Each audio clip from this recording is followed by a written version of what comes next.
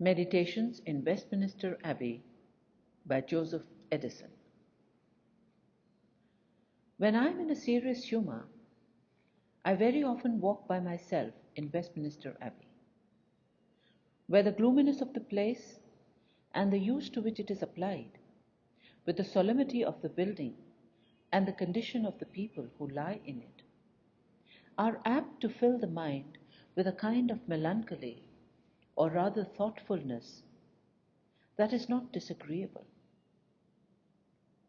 I yesterday passed a whole afternoon in the churchyard, the cloisters, and the church, amusing myself with the tombstones and inscriptions that I met with in those several regions of the dead.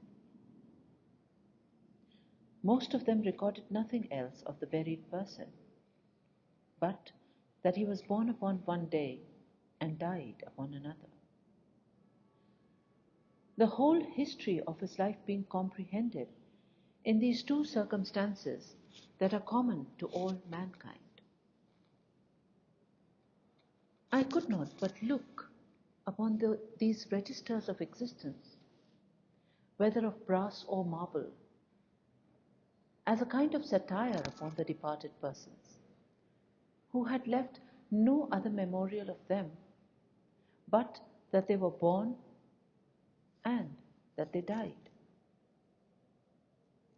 They put me in mind of several persons mentioned in the battles of heroic poems, who have sounding names given them, for no other reason but that they may be killed and are celebrated for nothing but being knocked on the head. There's a quotation in Latin and Greek, and I read out the English translation. The great heroes of the ancient legends with high-sounding names like Glaucus, Medon, and Thersites were finally slain on the battlefield and obliterated from the world. The life of these men is finely described in Holy Writ by the path of an arrow, which is immediately closed up and lost. Upon my going into the church, I entertained myself with the digging of a grave, and saw in every shovelful of it that was thrown up the fragment of a bone or skull intermixed with a kind of fresh mouldering earth that some time or other had a place in the composition of a human body. Upon this I began to consider with myself what innumerable multitudes of people lay confused together under the pavement of that ancient cathedral. How men and women, friends and enemies, priests and soldiers, monks and prebendaries were crumbled amongst one another and blended together in the same common mass. How beauty, strength and youth, with old age, weakness and deformity, lay undistinguished in the same promiscuous heap of matter. After having thus surveyed this great magazine of mortality, as it were, in the lump, I examined it more particularly by the accounts which I found on several of the monuments which are raised in every quarter of that ancient fabric.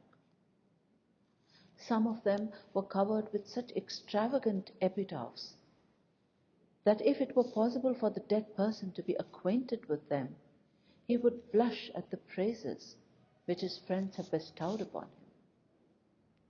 There are others so excessively modest that they deliver the character of the person departed in Greek or Hebrew, and by that means are not understood once in a 12-month. In the poetical quarter, I found there were poets who had no monuments, and monuments which had no poets. I observed, indeed, that the present war had filled the church with many of these uninhabited monuments which had been erected to the memory of persons whose bodies were perhaps buried in the plains of Blenheim or in the bosom of the ocean. I could not but be very much delighted with several modern epitaphs, which are written with great elegance of expression and justness of thought, and therefore do honor to the living as well as to the dead. As a foreigner is very apt to conceive an idea of the ignorance or politeness of a nation from the turn of their public monuments and inscriptions, they should be submitted to the perusal of men of learning and genius before they are put in execution. Sir Cloudesley Shovel's monument has very often given me great offences.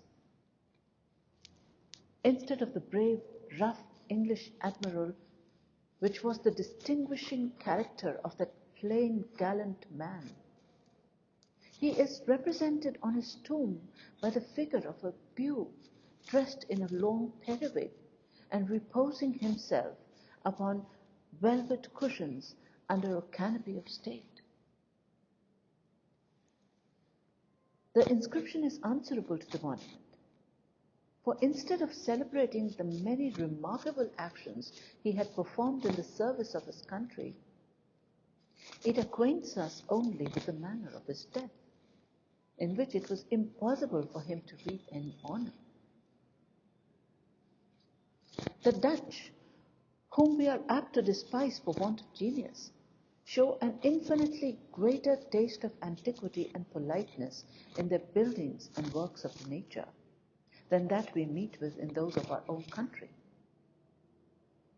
The monuments of their admirals, which have been erected at the public expense, represent them like themselves, and are adorned with rostral crowns and naval ornaments, with beautiful festoons of seaweed, shells, and coral.